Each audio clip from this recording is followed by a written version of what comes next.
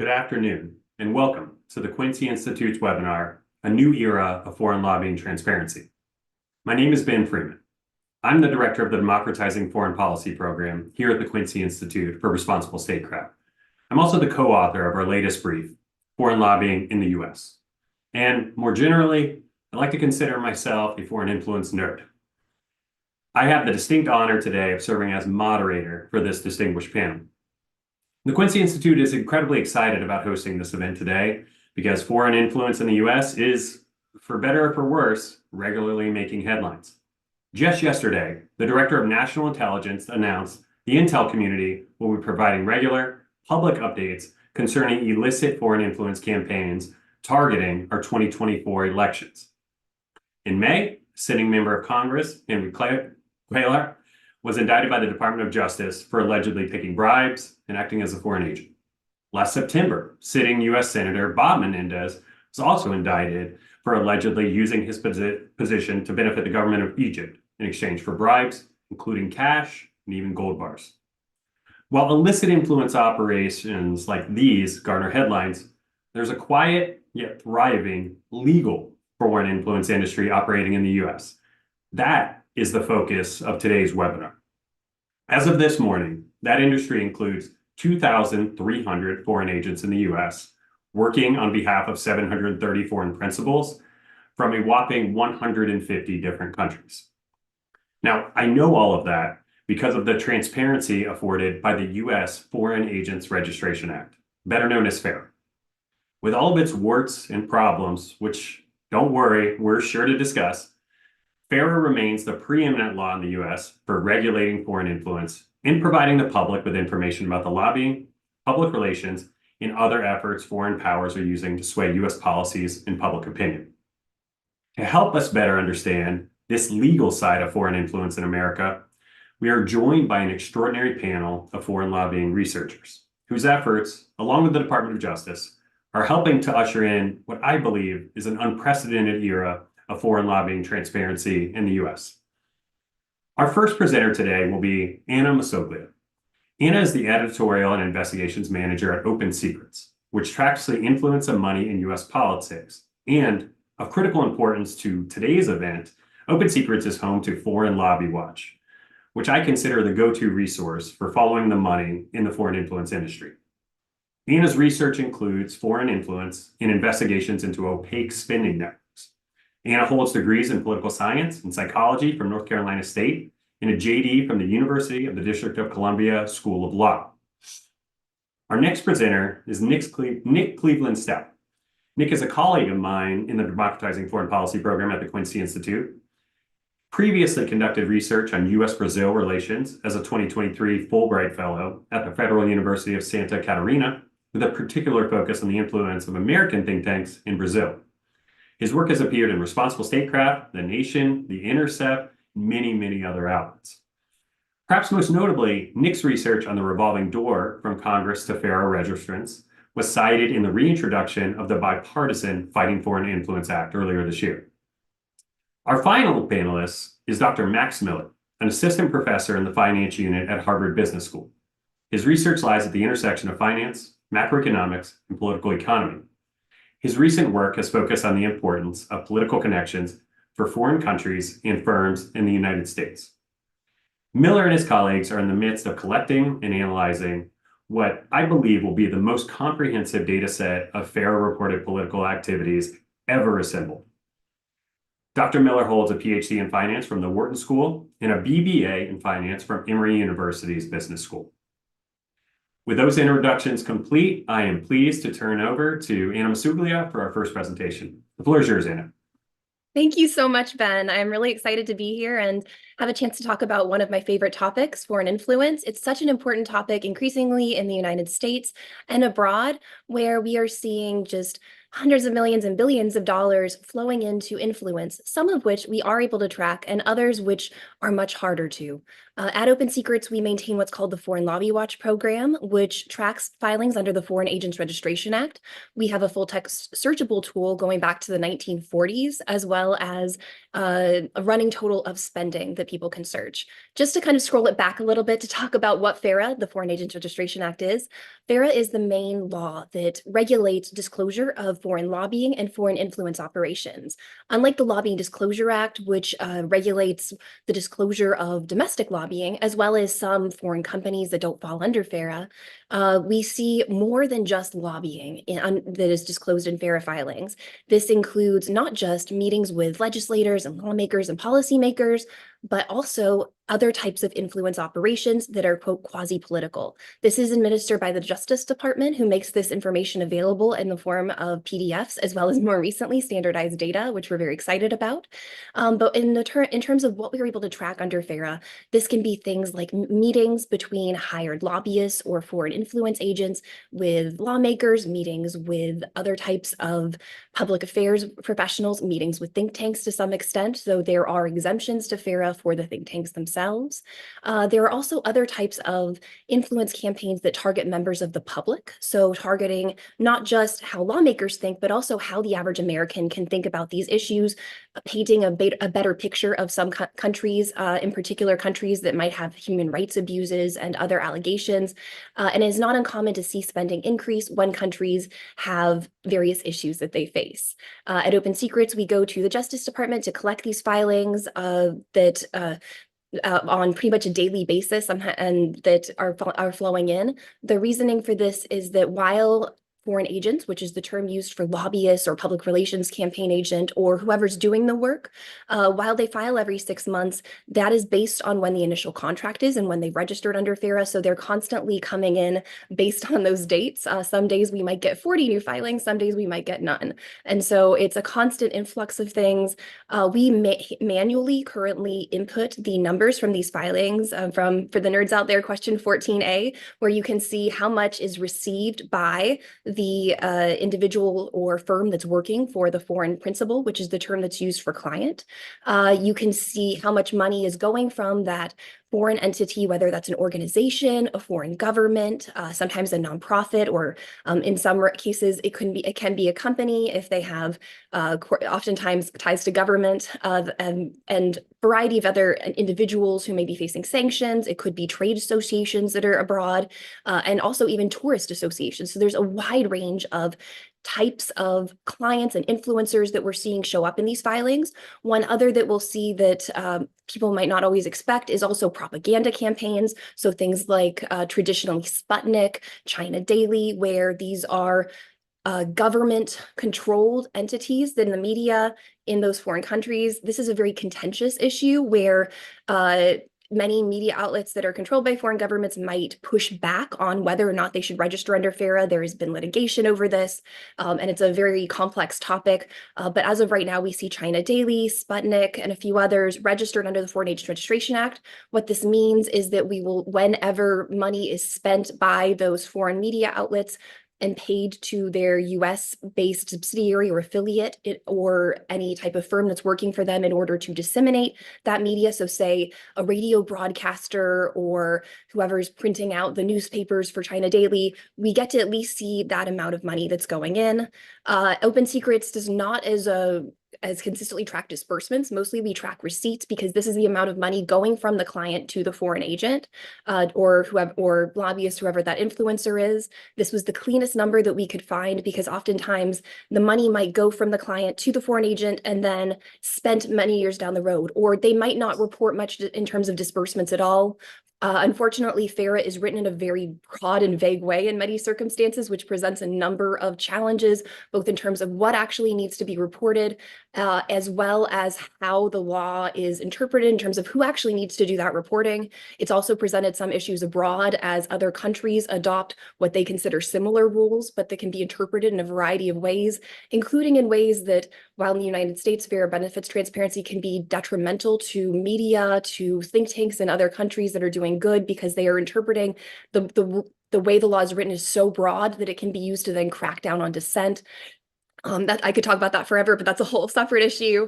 But there's so many different issues that FARA brings up. We manually input these filings right now. Currently, DOJ is starting to release more standardized data. We're really hoping to be able to do more scraping and leveraging the tools that are starting to be available. But as you'll hear a little bit later, until recent years, FARA filings were filed even in Sharpie marker. There's very little standardization of these. We've had, as we do our entry of these 14A, so the receipts reported, we've had to sometimes print out filings because it was slightly cut off where the name of the person is on one page and then the number is on the other. And we had to manually match this, basically a physical puzzle in order to get those numbers. So there's a lot of challenges to this. Currently, our data goes back to the early 2010s, and online, I believe you can go back to 2015. But if there's other ways you want to slice and dice it, please reach out to OpenSecrets. You can see how much each country is spending, how much each foreign principal or client is spending, as well as how much each agent is making. So you can see that this become a really lucrative business. And you can also see what's in the disclosures in our full text search, in addition to that standardized data, where you can search a word and see, oh, how much has this issue been mentioned? How much has this person been mentioned? See who the meetings have been with, and really get to see that meaty detail of what that money is going to. And so that's something that we work on at OpenSecrets. I highly encourage everyone to check it out. It's a very valuable tool. And that's something that we maintain daily, as well as cleaning up the different names, because sometimes there might be differences in the data that we get from in how it's reported to DOJ. They might be different firm names, changes in firms over time, mergers. It's a complicated thing to track, but it's really worthwhile to be able to see who is trying to influence US politics and policy, and also the minds of the American public. It's such an important thing. And with that, I know I'm coming up on my time, so I will pass it over. Thank you so much, Anna, and thank you for all the wonderful work that OpenSecrets does. For those watching the webinar now, that's OpenSecrets, all one word, .org. Just a fantastic resource that Anna and the folks there have put together. Thanks once again, Anna. Now our next presenter is my very own colleague, Nick Cleveland-Stout. Nick, the floor is yours. Hey, Ben. Just going to share my screen here.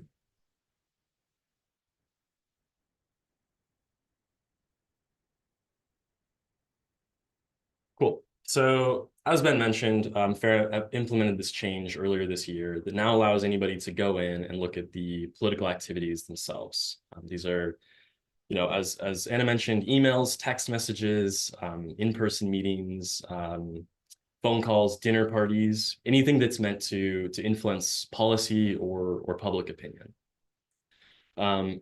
And so we decided to take a look at these political activities for 2022 and 2023, the two most recent years. And in those 2 years, we found that there was a lot. There was a lot of political activities, around 130,000. Which is around 175 per day. And by the time I'm done speaking, there will probably be a handful more. So that's what we're looking at here.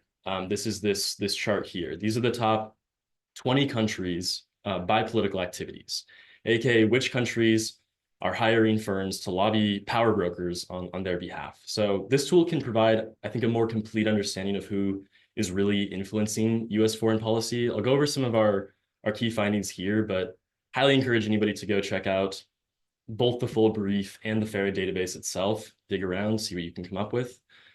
So I think the biggest takeaway is the who. Looking at this list, you can start to see some patterns. One that jumped out to us, by and large, is that the countries that have the largest lobbies are authoritarian countries. And are you guys able to see the chart? Ben, can you see that? Okay, cool. Just want to make sure. They're authoritarian countries. Of the top 20 most active, only 3 of these are actually considered free by the nonprofit Freedom House. And they also tend to be authoritarian partners, countries like Saudi Arabia, which leads the way here, the UAE, Azerbaijan. So when you think of foreign influence, it's typically not democratic allies, these countries that can rely more heavily on formal diplomatic channels. Instead, it's authoritarian partners, a lot of which have been accused of human rights abuses and looking to push their interests in Washington. So what are these countries lobbying for? We saw from the data that foreign lobbying in particular is a common avenue to push for some of the thornier questions that they want to build support for. Things like arms sales, trying to improve their reputations in Washington, and pulling the US into geopolitical rivalries, encouraging them to take sides. And in some cases, those are tied together. We saw Egypt, for instance, coordinate an effort in Congress and in media to basically make the case that they're committed to human rights in order to push through a C-130 cargo plane sale. And the most common target of lobbying is Congress itself. We saw that the NDAA, the Annual Defense Bill, was mentioned by name nearly 500 times in these 2 years alone. And I think when you think about foreign lobbying from the perspective of a member of Congress, a lot of this starts to make sense on some level. They have to be an expert on everything, keep up with the news cycle, and they don't have many research capabilities to rely on of their own. So when something happens, say, like Azerbaijan threatening to launch an offensive on Nagorno-Karabakh last year, they might respond to that email from the lobbyist from Azerbaijan asking to meet with them, whatever it is.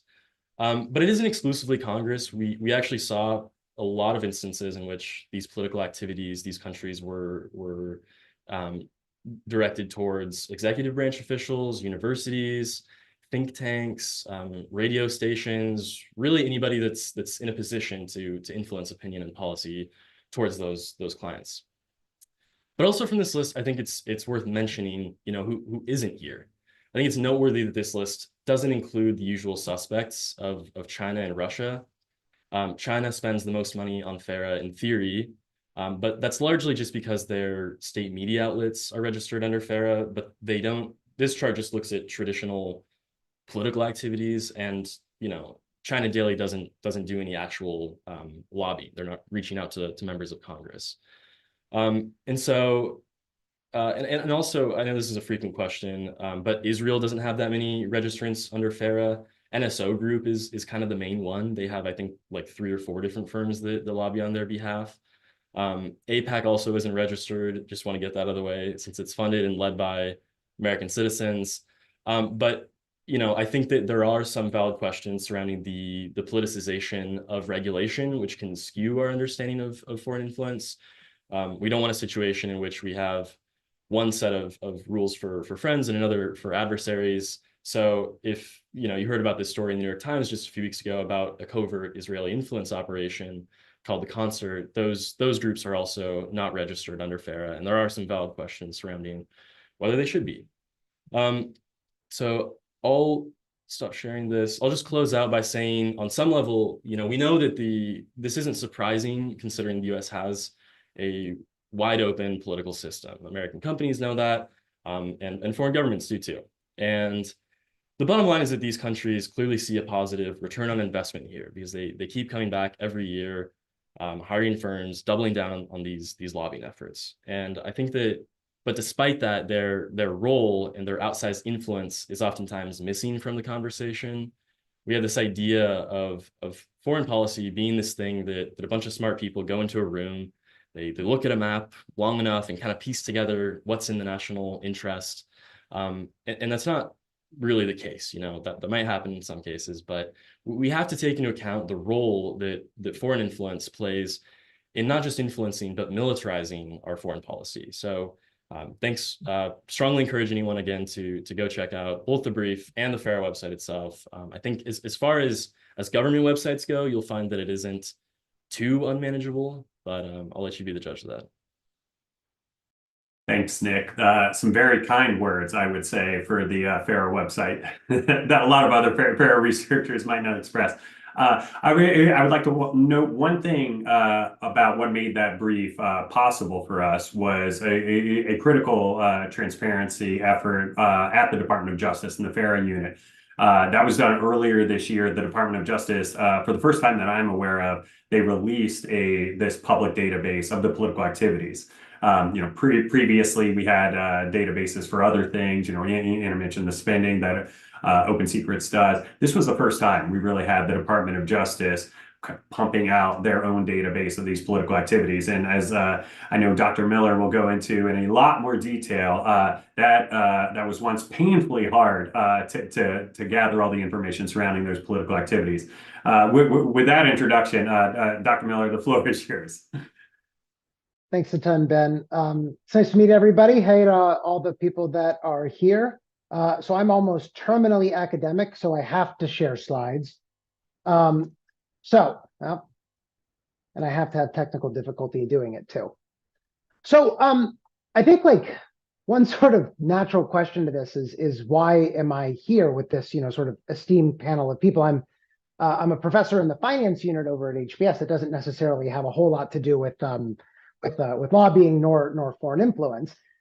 But as part of sort of a broader research agenda that I have in trying to understand the role of money, politics, how that relates to the way that firms operate, I became interested in looking at data on foreign lobbying. In particular, we've been talking a lot about FARA today.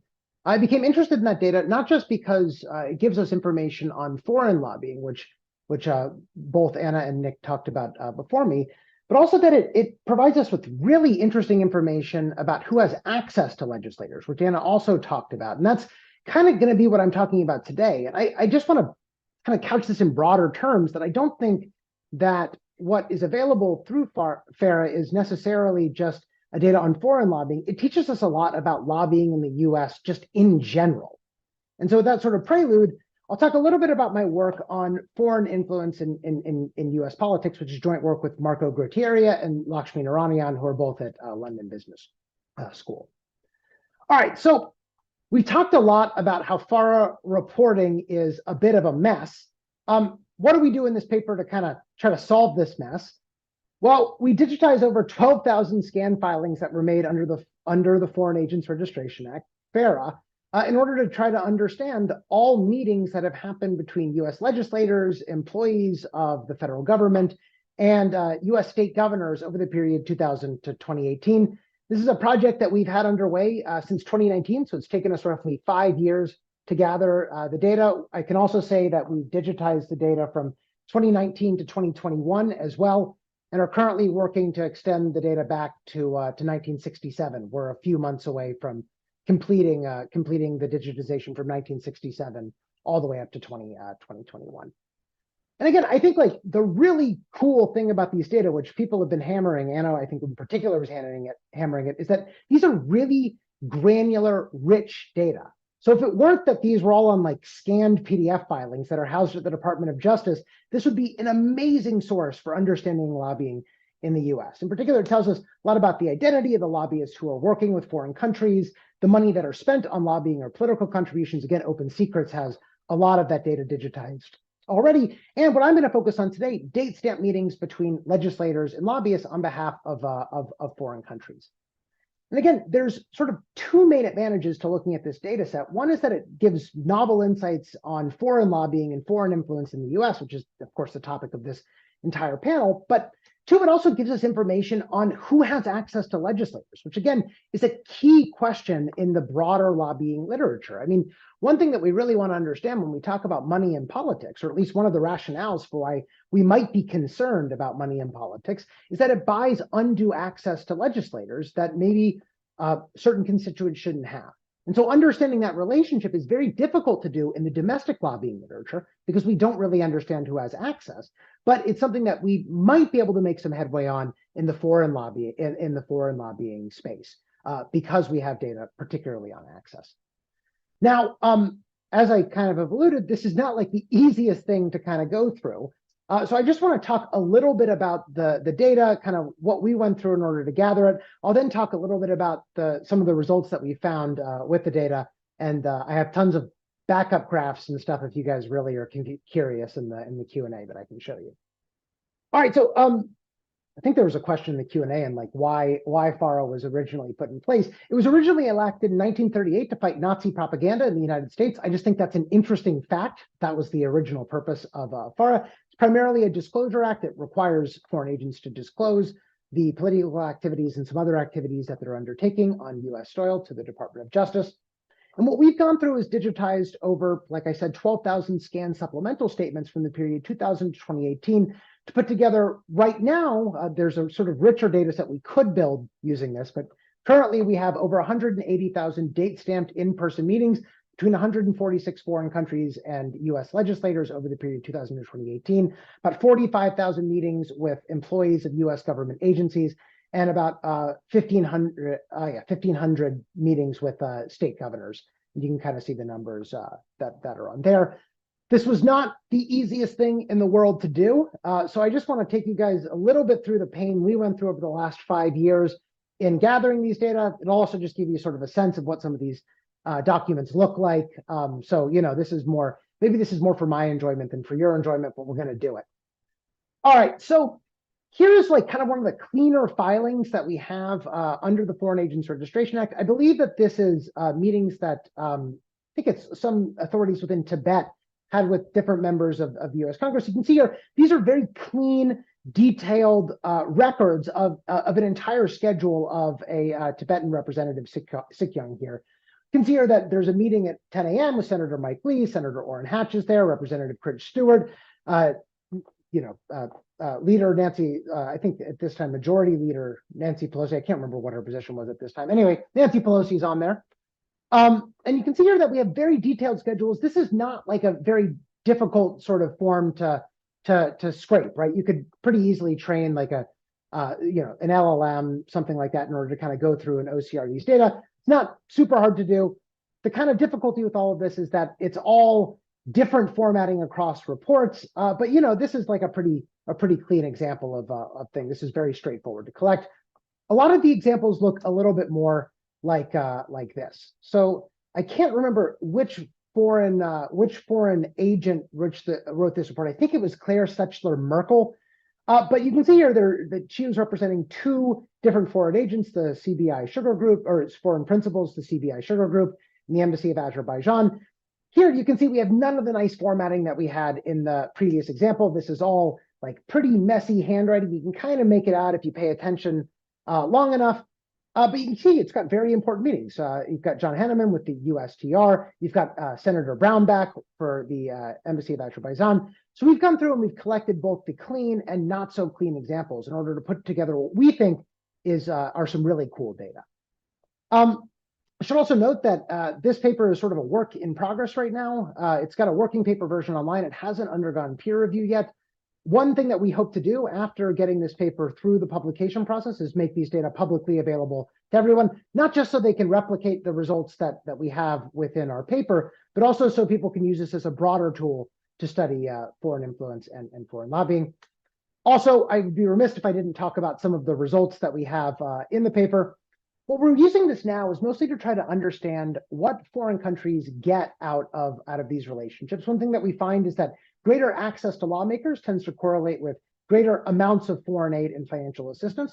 We also find substantial spillover benefits to the US subsidiaries of foreign firms that are headquartered in the countries that are meeting. In particular, these firms tend to get greater corporate subsidies from the districts of the legislators that the home countries are meeting with.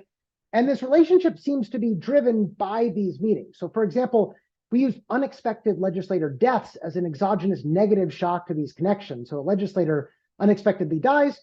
We then look what happens to some of these subsidies, and we find that these subsidies broadly disappear after the death of a legislator. We have about 33 deaths over the course of our sample that we're looking at.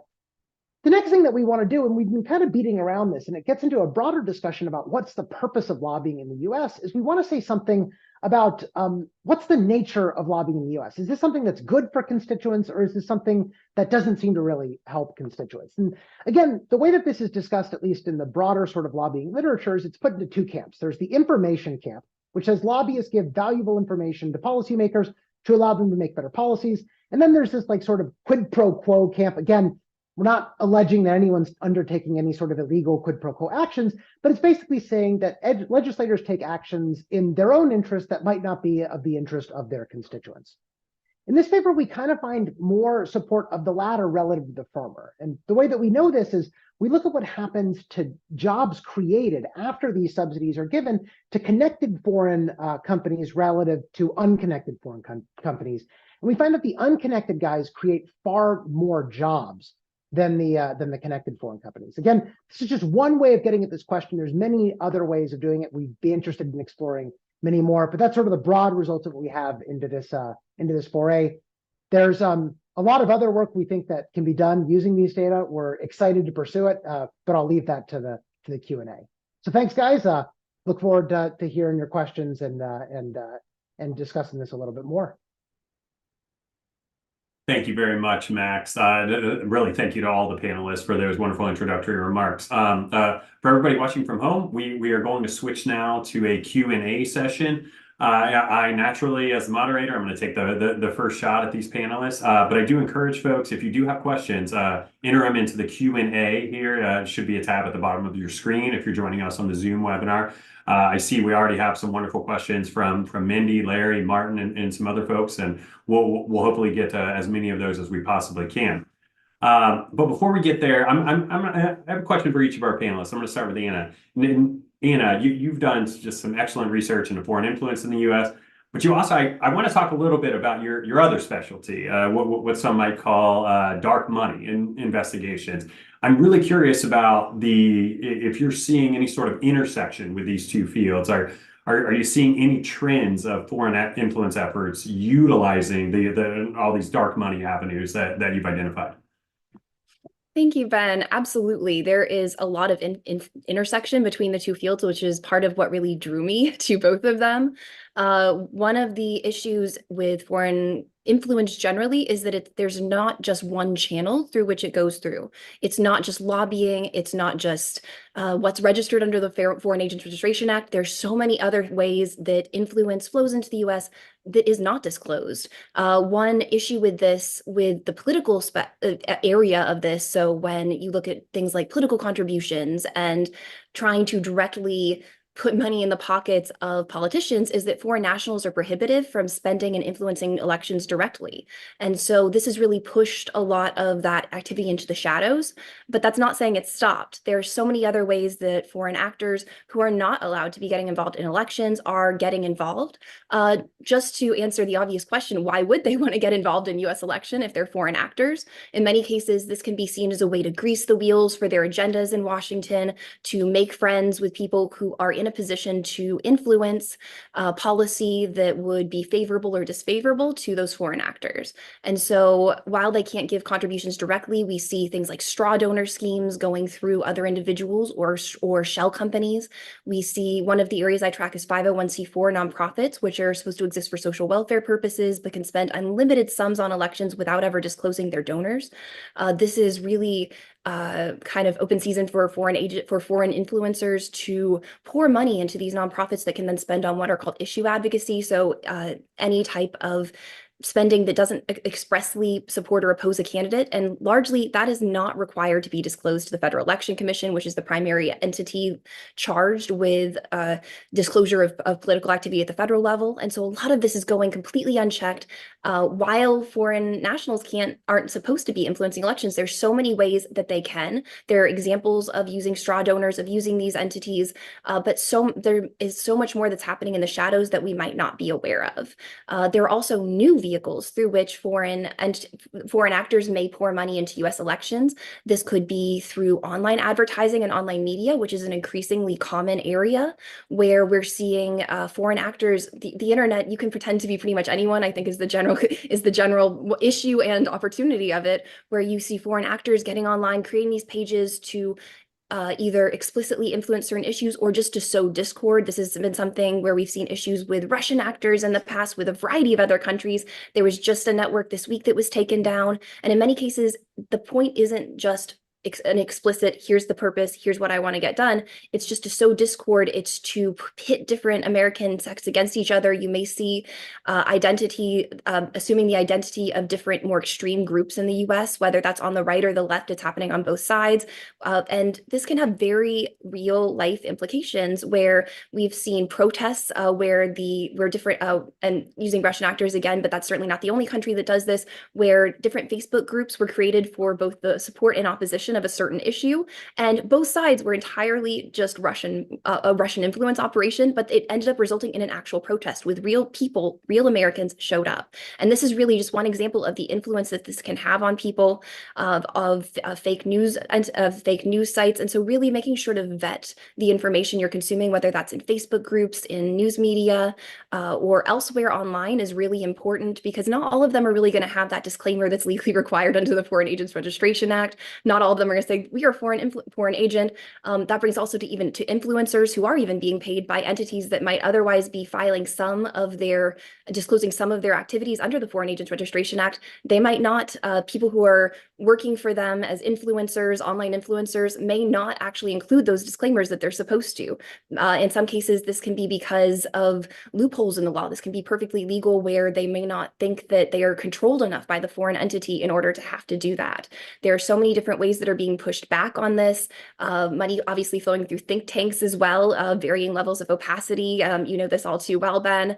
And there's just so many different ways that money can flow in. As I mentioned earlier, just to one more point, the Foreign Agents Registration Act is broader than the Lobbying Disclosure Act in that it also includes those foreign influence operations that are not explicitly lobbying. And so this means that if you are working even on a public relations campaign, you're supposed to register, but there's also just a growing I guess, business of shadow lobbyists, who are not registered under the Foreign Agents Registration Act, who are not registered under the Lobbying Disclosure Act, but still operating and engaging in these activities. Sometimes this can be because of the cooling off period after leaving government, where they're restricted from conducting lobbying activities or being a foreign agent. But in other cases, it may just be that they don't want the backlash of having that title. So there's just so many different ways that this is flowing into U.S. politics, some of which are disclosed and many more that really aren't, which creates a whole slew of interests of issues as people rely on that information, might think it's neutral, might think it's coming from Americans even. And especially in online forums, this is something that is increasingly problematic. Thank you so much, Anna. And you covered a number of issues that are critical to FARA related to the exemptions to FARA registration. And a lot of the questions that I see in the Q&A there are actually related to that. You know, why wasn't this person mentioned, or even why wasn't this country mentioned more? And a lot of the reasons for those questions are exactly what you referred to. Some of these exemptions to FARA for nonprofits, for think tanks, you know, is it a U.S.-based entity that's doing this? You know, all of these things are cause for not registering under FARA. So we are, for better or for worse, when we're analyzing FARA registrations, we are at the mercy of those exemptions. And so what we're reporting here in a lot of cases are only the folks who did the right thing and who registered under FARA and were transparent about their work. So you know, this gets to Mindy and Mindy's questions in the Q&A about Japan and other groups. And I think she's exactly right. You know, Japan spends a lot of money on think tanks in the U.S. and other avenues of influence, which just don't find their way into FARA filings. And so that's why, you know, Japan very often doesn't come out as a high political activity in the FARA filings. So thank you once again, Anna, for that. And Nick, I'm going to turn to you next. And I have the benefit of working with you personally on a lot of these issues, and I know you've done a number of other investigations beyond our brief. I know firsthand that you've been surprised by a lot of what you found in several of these projects. So I'm very curious, what has surprised you most about what you found in your foreign influence investigations? And what do you really hope our audience would know about some of the most surprising things about foreign lobbying in the U.S.? Yeah, it's difficult to narrow it down. But I think the one that really stays with me is an investigation that we did into the revolving door between government and lobbying for foreign governments. We found that there were around 100 former members of Congress that had registered as foreign agents since 2000. So the biggest firms, you know, Akin Gump, Brownstein, BGR Group, they all have former members of Congress working for them. And this is something that very much stacks the deck in favor of these firms and in favor of the foreign governments that they represent. People have flat out told me that, you know, they only met with a lobbyist representing a foreign client and heard him out because he was a former member, because he was a former colleague. So it isn't a level playing field. And it's a lot easier, I think, to get in touch with an office, obviously, if you know them personally, if you've worked with them. Even something as seemingly mundane is having their cell phone number. But that's not the only reason that these former officials are hired. They're also hired because they likely have a lot of policy knowledge, can in some cases help draft some legislation. I think that's especially true of executive branch officials. You know, if you worked in OFAC, for example, the agency that administers sanctions list, you might get an offer from a firm that represents a client that's on a sanctions list. We've seen this before. And then I'll just mention one more, and that's with the research that we did for this brief. I was pretty surprised at how often the media was contacted, and not just how often, but the way in which they were contacted. We found a lot of instances in which firms representing foreign governments were pitching articles themselves and even coordinating edits in different outlets. And sometimes that connection would go totally unmentioned. There was one that I saw that was published on Fox News that was coordinated by a firm representing Cambodia, talking about how Cambodia should be allowed to enter the Indo-Pacific Framework for Prosperity. And it was published by 3 members of Congress who had just visited the country as part of a CODEL. But nowhere on the website was it mentioned that a firm that was paid by Cambodia helped coordinate this op-ed and the editing process between the firm and the members of Congress that wrote it. And this is something that firms actually openly advertise, so it's not even that much of a secret, but it's still shocking to me, I think, how often it happens and how often those connections go unmentioned. That's a great point, Nick. And I think other things we've seen in FARA filings that regularly shock folks are and not just the editing of op-eds, but just flat out drafting op-eds that other folks eventually publish under their names without a mention that there was a foreign agent behind this. Also, previously, we've seen evidence of drafting legislation. I've seen in the FARA's informational materials track change edits going back and forth between a foreign agent and a Hill office. So in some cases, we literally have foreign agents writing U.S. laws. So these are probably not what you expect when you come into to foreign lobbying, but this is the reality of the space we're in. So thank you for that, Nick. Max, last but certainly not least, you and the I'm gonna just fanboy over this wonderful data set you have. You're in the midst of compiling what I unquestionably believe is the largest data set of FARA political activities that we've ever seen. I have a huge case of data envy, and I think the potential research projects that you can undertake with this are just extraordinary. So I'm going to ask you to spill the beans. What research questions are you hoping to answer in the future? Can you tell us about where you think this project might go down the line? Yeah, thanks, Ben. I mean, no, it's we're really excited about gathering these data, and we're even more excited about getting them ready for people to actually, researchers aside from us to start using them and start digging in. We're only 3 people. We can only write so quickly. It'd be great if we could have more people sort of in academic, well, I'm an economist, but in academic economics and political science, getting into this field and starting to write papers. This, like for us, going forward, Nick was just talking about this. We think that these meetings that, or the drafting of op-eds or the activity that's used to influence the media is just something that's massively important. And with all the data that we've gathered, we have basically every single contact between all foreign principals and members of the media since now about 1967. I'd just be interested in understanding how effective these strategies are at actually influencing US public opinion. And honestly, I don't know what the answer to that question is. I'm not necessarily, I mean, it's a difficult question from a methodological standpoint to answer because, again, countries don't just randomly choose their policy of who to target. They tend to target constituencies that might be the most favorable to them. And so we have to think through some ways of how we're going to actually do this from a methodological standpoint. But to me, it's not necessarily clear that this is going to have a major impact in all cases. And we'd be interested in understanding when this sort of activity has a major impact on US public opinion and how that then is passed through into policies. So that's sort of one avenue of research that we'd like to explore with this. The next is potentially a bit more favorable to the role of lobbying and the interplay between companies, foreign governments, and legislators. We want to understand how legislators could potentially serve as intermediaries on behalf of companies that are in their constituency.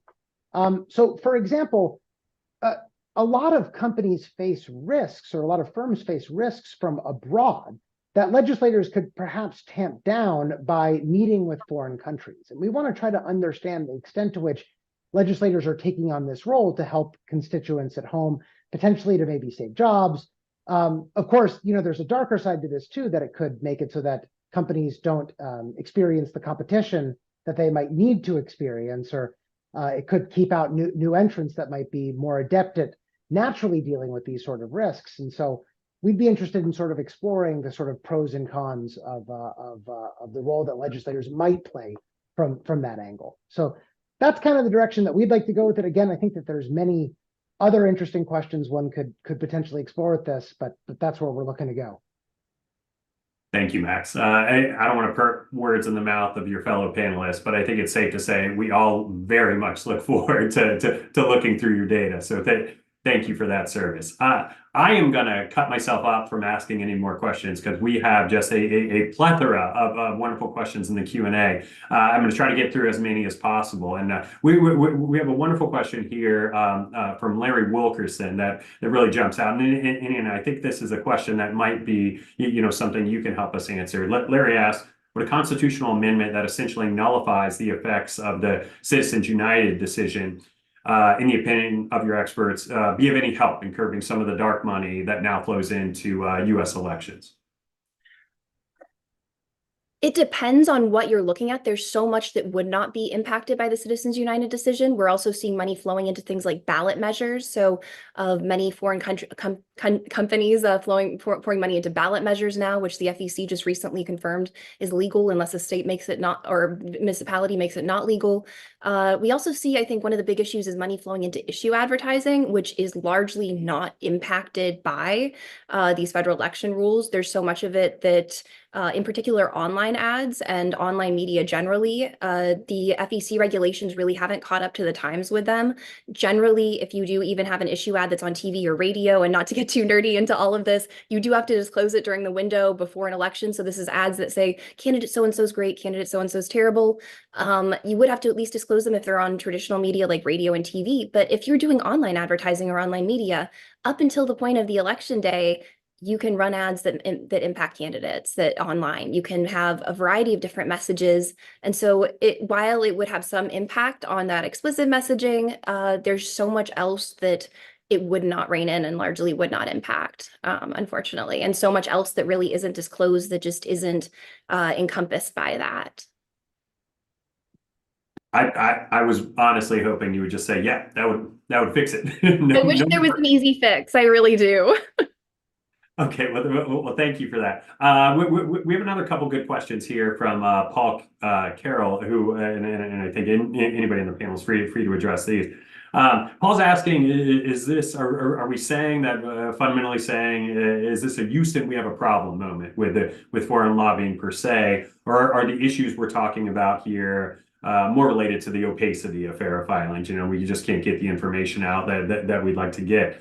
And Paul, being a good questioner, he's got a follow-on question too. A 2-for-1 here. The second one is about FARA's sort of double life abroad, in that we know a lot of foreign governments are implementing FARA-like statutes, some to, I think, nefarious end, to clamp down on civil society, Russia, Hungary, and other countries doing that. And we have foreign influence measures that are FARA-like, adopted by some U.S. allies that I think are being used to good effect. Australia's FITS, the UK's new foreign influence law, and legislation being considered in Canada as well.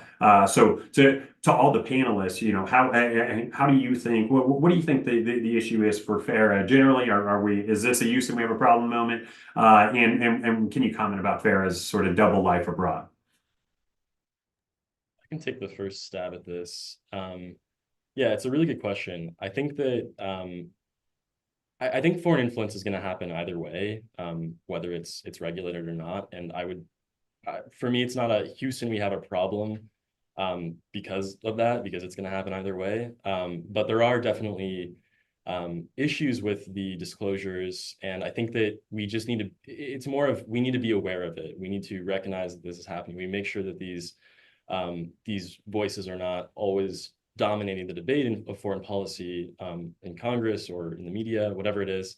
And to your second question on potential negative implications for civil society, I think that that's part of the reason why we need more specificity and clarity from FARA, because we don't want a situation in which FARA is used against dissidents or to fuel xenophobia.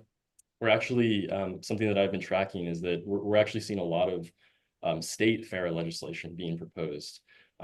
We saw this in Georgia, California, Illinois, Arizona.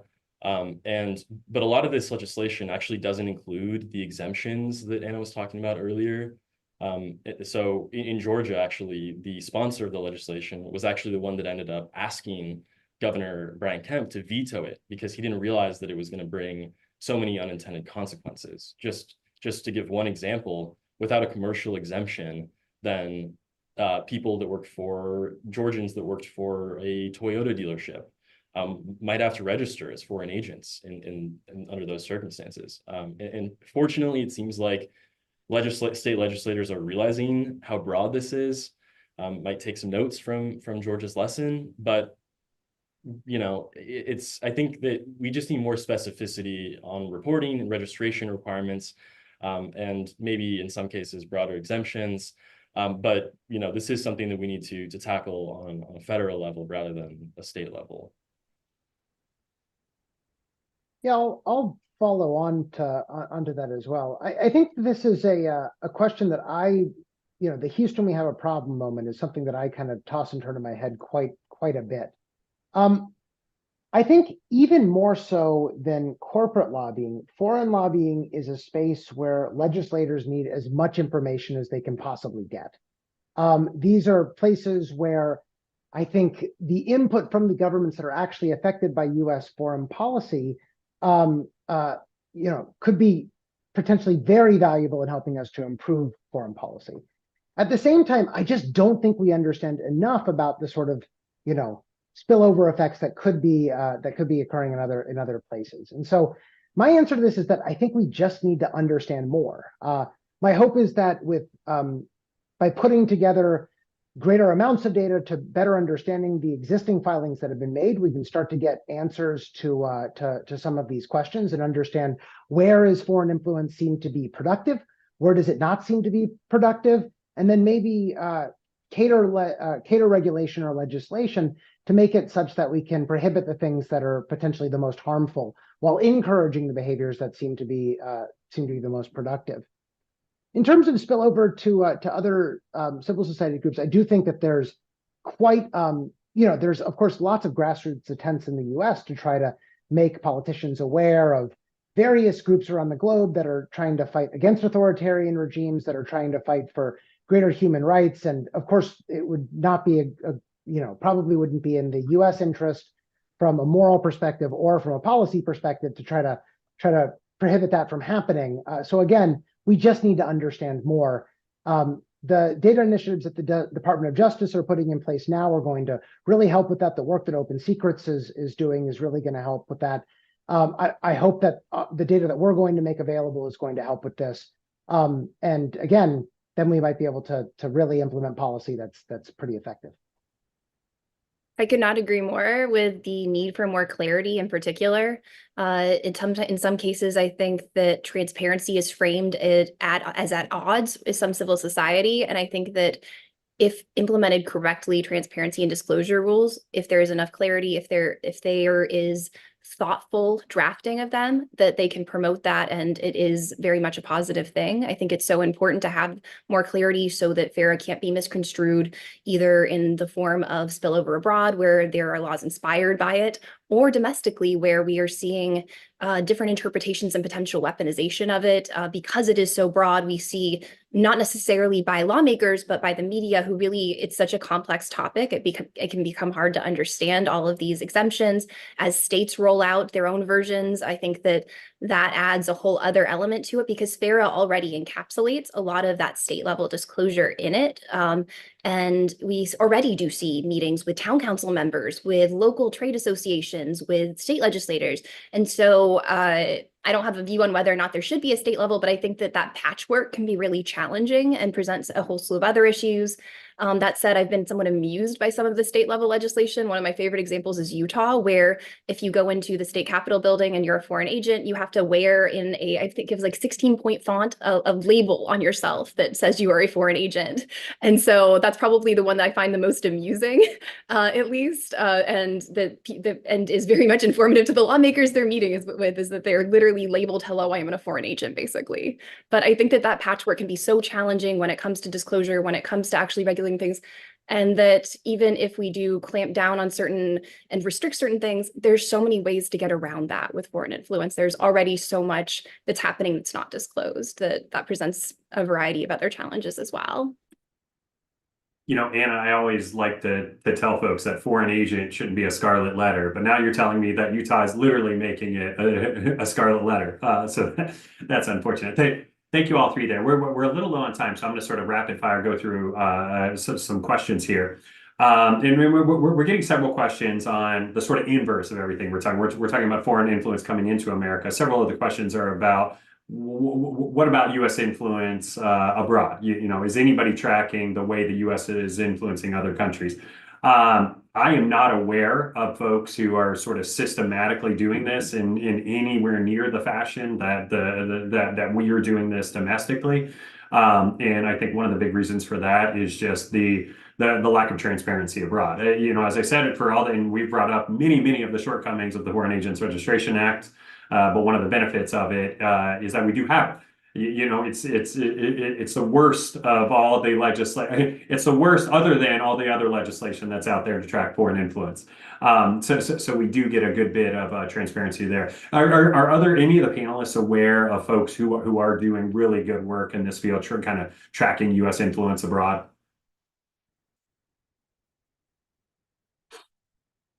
Nick, you've done some interesting research on sort of U.S. think tank influence in Brazil. Can you speak briefly to that? Yeah, sure. I mean, it's not, you know, typical political activities, FARA adjacent. But yeah, something that, you know, as part of a research group down in Brazil that was very interested in what networks and think tanks the US was funding that oftentimes platformed positions that the US wanted to see in Latin America, would even commission reports by particular Brazilians that they wanted to elevate those perspectives. And we would oftentimes see those authors of those reports then go into Brazilian government. So there was a pretty tangible success of this network that they were funding. And so, you know, if anyone is interested in that, I'm happy to talk more offline about that or connect with people that are interested in that. There's a lot of great researchers in Brazil that are focusing on this, and I'm sure in other countries as well. So happy to talk more about that offline. And I would be very interested. Personally, I've looked into U.S. influence abroad, not comprehensively, but more historical looking, just out of my own curiosity, looking through FOIA requests and other older records. But really, one of the challenges is that there isn't the equivalent disclosure rule abroad. There are certain things in Australia and the EU, many voluntarily. But historically, I've looked at it, but mostly through FOIA requests, which is very limited, and through historical accounts, which again, very limited and hard to get up-to-date information and newer information until it comes out much later and is declassified. And even I've worked with some media abroad that use FARA to understand what's going on in their own countries, because in some cases you have foreign influence campaigns targeting the US, but also influencing other countries that are disclosed. And so I know multiple journalists abroad who've also used FARA to get information about what's happening in their own countries. So I think that disclosure is very much lacking in many places. Yeah, I think that's spot on too. One final question here, and I have saved the most painful question for our panelists for last. It's from Sarath Ganji, who asks, what was a very good question, I kid. And Sarath says, we do a good job of analyses of foreign influence, do a good job counting the inputs, but have a tough time connecting them to the outcomes, decisions made, laws altered, you know, all those sorts of things. Can each of you very briefly talk about what methods we can do to improve that? How do we substantiate that the sort of money going in, you know, is affecting some of these outcomes? Max, you talked a good bit about this, and you know you're using some pretty advanced statistical analysis to do this. If you could talk about that, that'd be great. Yeah, absolutely. So again, I think the trick here is that money and influence is not allocated randomly, right? So foreign countries just don't go and, you know, spray and pray money into the political system or spray and pray access into the political system and then just see what they get back. They tend to target the legislators that might already be the most sympathetic to their causes, and so then it's hard to understand, whether policy outcomes would have been the same with or without the influence that was being employed. So one way that at least we try to get at this is we try to take situations where we know that there's a connection between a lobbyist and a lobbyist foreign country kind of pair and a legislator. And then we try to say, well, what's a situation where this connection seems to disappear? And let's look at some downstream outcomes that might be affected by that relationship. So in the paper that I talked about, we looked at US corporate subsidies in the context of foreign governments lobbying in the US, and we looked at the US-based subsidiaries of firms that are headquartered in those countries. And we found that if they're connected to a politician that dies, then the subsidies tend to disappear. We're also using retirements, close election outcomes, things like this as sort of the severing of a connection to get at this. We have a few other ideas of like methodologies that might allow us to, sort of differentiate selection in economic terms, selection. So who's actually choosing to do this versus treatment, the effect of the actual lobbying. And we hope that you guys are going to see it in sort of some updated versions, but I don't have any results to show you. So I won't get myself into any trouble talking about things that aren't there yet. We can't wait. Nick and Anna, anything to add on that point? Yeah, I think it's like Max said, it's very difficult methodologically to try and ascertain the degree of success. We can see who they target, we can try to piece things together. And there could even be an adverse effect where people are like, oh wow, this person's emailing me every day, it's kind of annoying. It's going to make me less likely to meet with them, whatever it is. That's entirely possible. But yeah, right now, what we can do is sort of anecdotally piece things together and look at, what they're lobbying for, and what they get. And we do see a lot of instances where these lobbies are very successful. Like I mentioned, we looked into arms sales, we looked into geopolitical rivalries with this research that we just came out with, and we saw a lot of instances in which there was correlation. The US announced major arms sales to most of those countries that I mentioned in my opening remarks. A lot of countries were successful in trying to get amendments added to the NDAA, but was it because of those lobbies? It's really hard to say. But what we can say is that they lobbied for those, and at the end of the day, a lot of the time they did succeed, and those amendments were added, or that arms package was sent to that country. And so I'm very interested in if Max is able to tackle the causation, but we at least have a pretty heavy correlation at the moment. And I think Nick and Matt hit it on the nail on the head with saying they really at this point, and I'm excited for Max's research, like where we can see correlation, we can't really see causation. In many cases, you don't know because they're very much targeting lawmakers, individuals who are susceptible to this already. It's an ongoing relationship in many cases. It's not this really clear quid pro quo that I think many people assume with foreign influence and with lobbying more generally. In some cases, we have had luck with looking at things like the congressional record, when in certain cases, large chunks of text in the congressional record exactly match something that was sent by a foreign agent slightly before that. And so things like that and tools like that can be really valuable. A lot of that has been manual in the past, but I think with the increase of AI and all of the capacity that brings, I think that there could be a lot more that can be done with that as well. With that, I'm woefully over time, and I apologize to our viewers, but I want to thank our panelists even more. This has been, I'm a self-professed foreign influence nerd, as I said at the beginning. Nonetheless, you have all taught me more. I'm very appreciative for your time, and I thank you to our wonderful folks who contributed to the Q&A. I'm sorry we didn't get to all the questions. Needless to say, this is an ongoing conversation, and we'll keep it going at the Quincy Institute. Max will keep it going at the Harvard Business School, and Anna, of course, will keep it going at OpenSecrets. Thank you all. Thank you to our panelists, and thanks for everybody for tuning in. Have a wonderful day.